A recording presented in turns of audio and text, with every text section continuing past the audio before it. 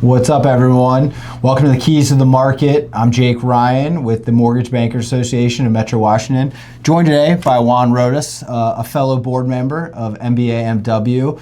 We wanted to bring Juan on, tell us a little bit more about his story, how he got into mortgage banking, new story lending, how he got involved with the board.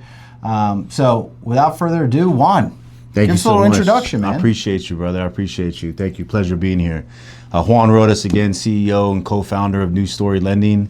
I've been in the business since 2004. I was just actually mentioning that's about as old as my oldest daughter, actually, who's 23 years old at this point. That's crazy. That's right. Yeah, so I'm local. I'm local to the area. So I'm born and raised in Falls Church, which is about, 10 miles outside of Washington, D.C. Been here my whole life. But the company itself that I own today, with my business partner, we're licensed throughout the country. So That's awesome. We're in 37 different states and growing. We opened it in October of 22, and just been growing it, man. Super excited. It's a true independent mortgage bank, so not a broker shop or no P&L under anybody else. We're direct to Fannie, direct to Freddie, FHA, VA, USDA, all of our approvals, warehouse lines, all the things. All right, so we got to talk about that because I feel like in today's environment, everyone's consolidating, right? You have mergers, you have companies going under. I really can't think of many new companies that have opened up really since COVID. Yeah. So you started New Story in 22. Walk us through how that started. Yeah. So the thought process, so what happened is me and Shane Miller, who's my business partner, we met at a prior organization, so we were both executives at that organization. We spent about 3 years there together. I was the COO of the company, then I eventually became the CEO of that company.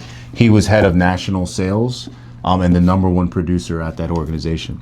And so eventually I ended up parting ways. I left in May of 22, I think it was. And frankly, didn't know what I was going to do with my life. I had been working and grinding since I was like 12, 13 years old. And I had never really took a stop or a pause. And so I told myself I was going to take a year off. And that's kind of where my brain was at. Eventually, over time, the whole idea and concept of New Story kind of came to fruition. And then eventually that's what we ended up doing. So I ended up actually forming it originally in October of 22. Spent about 6 or 7 months just building out the organization. Eventually Shane was obligated contractually to the prior organization where he was at. So he respected that agreement. Sure. And then he eventually joined us officially in June of 23. So it's a co-CEO model. Okay. I'm the CEO, he's the CEO. We both have our strengths, obviously, to make up the organization. So it doesn't involve or need, a bunch of executives. But the thought process was, I'm a big capital markets guy. So I'm like, you buy when there's like blood in the streets mentality. A Warren Buffett, right? And so when everybody was like, you're crazy for wanting to do this, right? And I viewed it as the biggest opportunity. You could get salary expectations had reduced, so you could get staff for much cheaper, basically. Sure. And I don't want to say cheaper, but in terms of realistic levels, not the crazy levels that they were during the pandemic.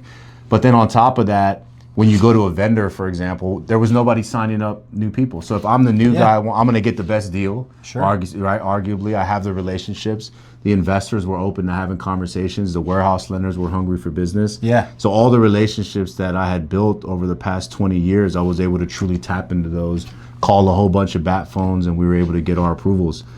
Freddie Mac, for example, gave us our approval within 3 months of us originating our first loan. Damn. Which is pretty unheard of, right? That's awesome. Yeah, absolutely. I got to imagine, you say timing, right? You think about that, right? If you were trying to do this in, call it October of 20, that'd be a lot harder. Substantially harder. Yeah. The fact that the market had kind of retreated at that point, it gives you a little more opportunity. People are actually willing to answer the phone. Right. People are willing to sign up new people. That's awesome, man. I'm glad that worked out. Yeah, absolutely. And we were able to start with production, right? So Shane is a top producer in his own right. I had some production as well. And so we were able to just form it and start on day one with production. We always joke, but we're also serious that each of us could have opened up our own mortgage company if we wanted to. But he couldn't have, grown any of the investor side or any of that side as quickly as I would have been able to, and I wouldn't have been able to just jump in with a whole bunch of production on day one. So we teamed up, and it worked great.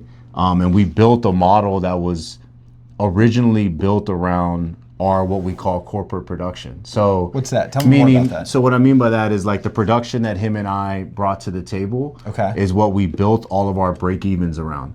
So if it was just you two, that's right, we could survive. And the thought process wasn't that we knew we were going to grow, but I think where a lot of companies fail over time is which is what happened during the pandemic, they renegotiate all their agreements to these high break evens basically. And so now they're having to pay all these signing bonuses, do all these things to be able to bring in production, not because it's not even making them profitable. They just need to get back to break even, right? So if you establish that and you're very disciplined around that up front, it makes you more sustainable. You know, so now as we've been adding production and adding producers, we can be selective, right? We want something that's a good culture.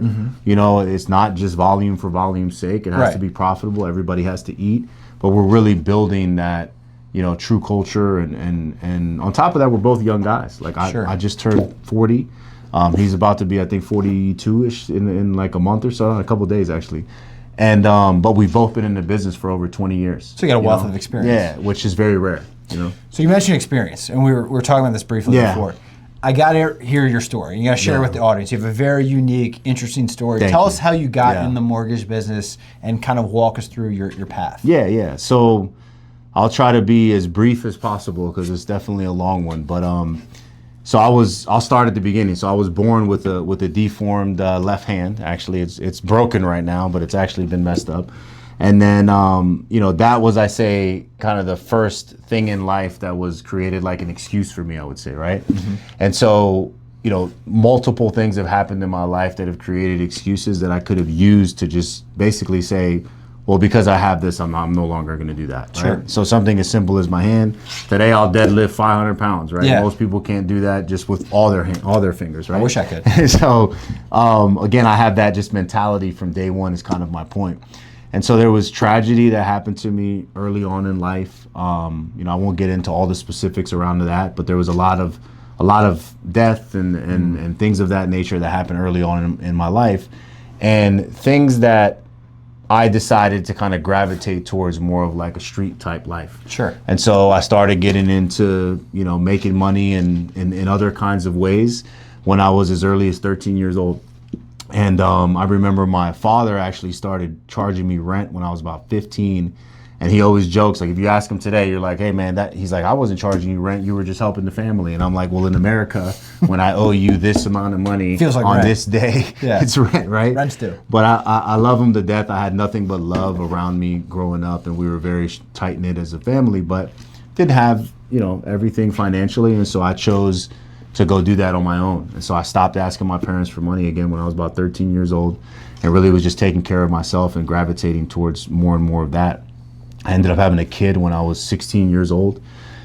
She's actually 23 today. That's what I was joking today. She just graduated from George Mason University. That's awesome. Thank you, man. So I'm proud of her. And that kind of continued for a while. I found the mortgage through my cousin, who was a processor at a mortgage company, but I wasn't committed to that life. Like I was like, it was almost like a front for me, right? That I'm working at an office. Eventually, one thing led to another. Some people got caught, some people told. I decided not to tell, and that resulted in me being convicted as a felon. And then I ended up getting incarcerated. And so I spent some time, you know, doing time, as they say. And I really thought that like my life was, you know, over from the perspective of every time I've seen somebody get incarcerated and in my surroundings, it's called recidivism. Like they just continue down that path. It's a cycle, right? Much like our business is a cyclical business, it's much like that in that life. And I just decided that wasn't going to be me. And I was blessed really with a guy named Brian Miller, who's unfortunately passed away recently. Sorry to hear that. He signed documents that allowed me to be on a work release program. And so after spending some time incarcerated, I got on a work release program that allowed me to work at this mortgage company in the file room. And then eventually when I got out, I was able to maintain and keep that job. And so I was fully committed and put myself into that. And I grew from, I've stayed at that company for about 15 years, and I grew from being the mailroom guy to one of the executives that helped build it to a $10 billion organization. Wow. Yeah. So it was pretty incredible. We ended up selling that company on Wall Street for over $100 million. Back in 2015, we actually sold it to PIMCO, which is one of the biggest financial institutions in the world. And I was part of all of that, right? That's and awesome. part of that executive team. That CEO of that company approached me when I was in my late 20s, and he was like, Juan, look, you're doing such an amazing job. And I'm proud of you, and we want to pay for you to go to school. So they ended up paying for me to get my bachelor's degree from George Mason University. Then I went on and put myself through getting a master's in finance from Johns Hopkins University. I went on to get a certified mortgage banker's designation from the Mortgage Bankers Association. And I just kind of kept down that path. I have very much of an addictive personality. And eventually I left that company in 2019. I opened up a consulting business because I was concerned about my record. I thought, okay, well, this is going to continue to be a problem for me. I was like, so I might as well just have my own business. I spent time going to different banks, IMBs, et cetera, teaching them securitizations, teaching them how to optimize their revenue, teaching them how to, a lot of these companies are really good at sales, but they're not good at like optimizing their revenue and understanding margin management and how to structure securities and things like that. So I did a lot of that. Eventually landed at a company where I met Shane. Okay. And I spent, again, 3 years there. I kind of said that at the beginning. And then I was blessed to open this company called New Story Lending. And 2 years ago, the governor of Virginia actually pardoned me, for everything that I had done. And so the reason we call it New Story Lending is because we felt that we created a new story from the communities that we came from. I love that. Yeah. There's so many good nuggets there, but a couple things that stood out to me was this idea. You mentioned your hand, you mentioned the upbringing. You could look at all these things as, self-fulfilling or, impediments, but to you had this mindset of, I'm going to overcome this, right? And I think so many of us, we face adversity in our lives, right? And we have this choice of, we're going to let it define us, and we're going to say, I can't do this because of this, right? We make excuses, or we say, I'm going to find a way around it. Yeah. Right? And I really like that mindset. And it's been, getting to know you over the last couple of years, it's very evident, right? Yeah. Like when you want to get involved in stuff on the board or just in the associations and stuff, you say, well, how can I help? What can I do? It's this growth mindset that I really appreciate. Yeah, no, I appreciate that, man. My motto that I've recently been stuck on is don't be the excuse, beat the excuse. Is how I feel, right? Like my life has been filled of excuses of that could have been the reason that I threw in the towel or decided to do something different. Sure. And I think that's a very common thing amongst just humans, right? Yeah. And I've used it as a driver in life, like especially when either I think I can't for whatever reason do something, or if somebody else thinks I can't do something, it's such a driving force to want to do it. And I truly want to help. A lot of being involved with the board and getting involved in that originally actually came from the fact of me wanting to do more things with the affordable community, basically affordable housing. So one of the reasons when we got approved by the agency, so we got approved within, again, 3 months of us originating our first loan, was because we were in a lot of these markets, right? And I think the difference is there are other Latino, business owners, right? Sure. But they may or may not have come from that, and there's very limited. We're also a veteran owned because Shane is a veteran. It's awesome. And so we play, and he comes from those communities as well, much like I did. And so we can, it's not just about, being a bank who has a CRA requirement and they have to go into that community or choosing to. We are choosing to be in that community. I also think that no knock to the people that just focus on luxury. Look, I live in Northern Virginia. We do $2-3 million loans all the time. Yeah. But I think when you focused on luxury, you automatically almost draw the line for that community that gets almost scared to talk to you because they think it's unachievable. And I'm somebody, and Shane as well, who came from affordable that made it personally into the luxury market. Right. So we understand the whole gamut. So we really kind of promote or market, I guess you could say, to that market. And with it comes everyone who's on that path. Well, some of the things you're talking about, I'm just not a big believer in self-made men or women. Yeah. I believe everyone has people in their lives that have helped them. Now you got to do a lot of work on your own, right? But you mentioned your mentor that kind of took you from the mailroom and sponsored you. For me, there was a guy named Gary Pierpont that got me involved in the mortgage business. There's these people that create opportunities for you. Yeah. It's your job to rise up That's and, right. and take advantage of the opportunity. But when I think of when you talk about luxury versus affordable, you think about these clients you're helping in the affordable space and this ability to make homeownership a dream possible, right? The satisfaction, the appreciation. I remember getting so many handwritten cards, so many pictures of the family, you know, the holiday Christmas cards. Love that. It makes such a difference versus the person that's like, all right, what's your rate? I'm talking like 10 lunch, and you're just truly a commodity where you can make a difference in these communities, which is really, really impactful. Yeah, no, it's substantially impactful, and it's something that we're, again, very passionate about. So that's what drove me originally, to the board, and I was like, how can I help in that space? Also, just look, I'm a big believer in that, everyone should eat, right? Yeah. And I don't think that, I think I run in my career, I've run up against either people who are like, oh, he's too young, or I've been doing this for 30 years, and they always hit me with that. When people do that to me, I'm like, how old are your kids? And their kids are always 5 years old. I'm like, when you can manage an adult like I have been doing for so long, it's different. Then come talk to me, right? But I've always, it's always bothered me when people aren't forthcoming about things. And the way I look at it is I honestly compare it to sports. When we were all growing up, let's choose baseball. Sure. Okay. We all play. Everyone knew how to play baseball. You knew the rules. You knew how to hit the ball. You knew how to do whatever, right? And if Babe Ruth himself came out there and told you how to do it and did this and did that, it doesn't mean you're going to be Babe Ruth, right? Correct. Yeah. And so I feel like that in what we do. I'll share everything with everybody. There's no secret sauce per se. You're either going to do it as good or better than me or not, and I'm highly confident in my ability. So I don't shy away from it at all, man. I'm open. I'm open book when it comes to sharing things because I'm confident in what I do. Couldn't agree more. Open source software, right? Yeah. That's why I want this whole idea of I do things a certain way. It's a secret. No, it's not. Yeah. Right? At the end of the day, there's so many good originators, so many good companies. Absolutely. It's more about how you do it than what you do. Yeah. Right? How you make people feel, how you connect with, whether it be clients, realtors, other people in your office. That's what exactly really it's about. That's exactly right. Yeah, and we're trying to just grow the organization, man. I think, I also think in general, leadership amongst many industries, for that matter, not just in the mortgage industry, has moved away or has never been necessarily authentic and vulnerable, or oftentimes you don't even know who the ownership is. And so Shane and I have really made it a point to kind of get in front of the brand, right? And not in the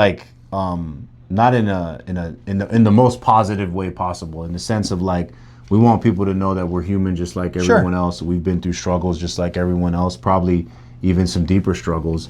And we're really and we're doers, right? Yeah.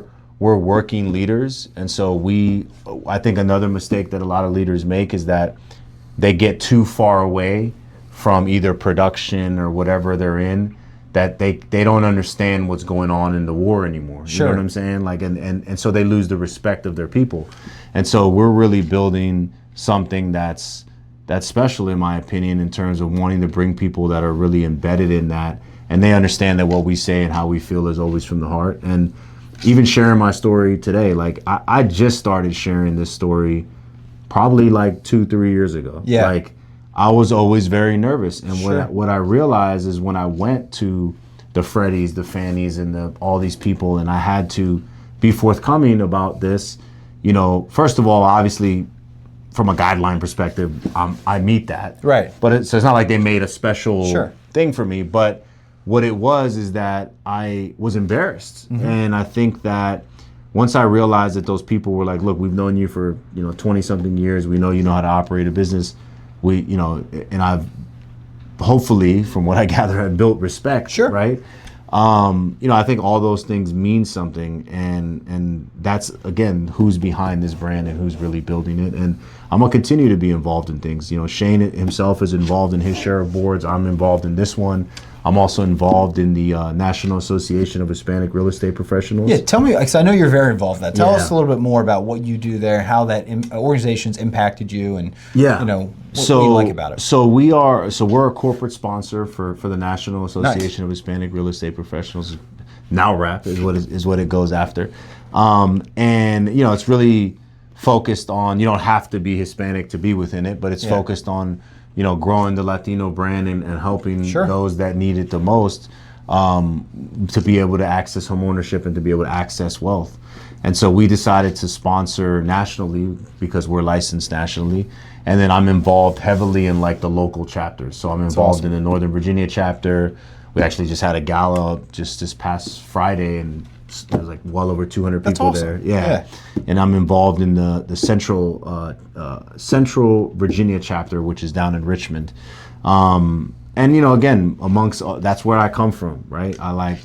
I obviously am Latino, so I come from that, but I'm on this board too. Yeah. I'm involved in, other stuff with respect to like African Americans and all of that. I have Black in my family, so it's like I grew up around all that stuff, and so all these people and multicultural that I don't shy away from it. I mean, America's a melting pot, That's right? And I believe it's still this case, but the Latino homeownership rates are increasing, and they're becoming the highest new homeownership rate. Are. I'm butchering that. No, it's true. But there are statistics that it's like the fastest growing, and the estimates in like 5-10 years, like I want to say something like it's like 20 or 30% of homeowners are gonna they want to be doing the application in Spanish. That's right. Yeah. So these are real stats and demographics that are gonna make a difference in the not so distant future. So it's a lot of what we've also started to work on. So we are able to take applications in Spanish, for example, which a lot of companies necessarily aren't. And we are implementing a software right now, which is almost like a translation software that will translate the CD, it'll translate the LE, and not just Spanish, it'll do it in different languages, but it's also like a training tool. So even for people that speak English, it'll walk them through like, hey, this is what changes on your CD. This is what a closing disclosure is in a CD. But is this like AI based, or is this it's not necessarily more like AI. It's not necessarily AI based, but it's a software that you can embed into your workflow. That's cool. Where it's not like they're branching off of different things, right? And I mean, look, the reality is that I won't name companies, but the companies that claim they have their own proprietary stuff out there do not. They're just white labeling stuff that everyone has access to. Now, going back to what I've always said is, even if we all have access to it, some of us are going to build a workflow better than others. Some of us are going to lean in more than others, but we all have access to the same thing. So that's part of what we're doing to really expand that kind of multicultural lending. And a lot of it is, there's the Hispanic, homeownership rate is dramatically increasing. I think the need to have Spanish speaking people as well within the organization. Obviously I'm Latino and I speak Spanish, so all those things are working out. That's awesome, man. Thank you so much for joining us today. Hopefully everyone in the audience got some good tidbits. But my takeaway is perseverance, man. Don't let anything stop you. Anything in your way, you can run it over and keep being successful. I couldn't agree more. Remember, don't be the excuse, beat the excuse.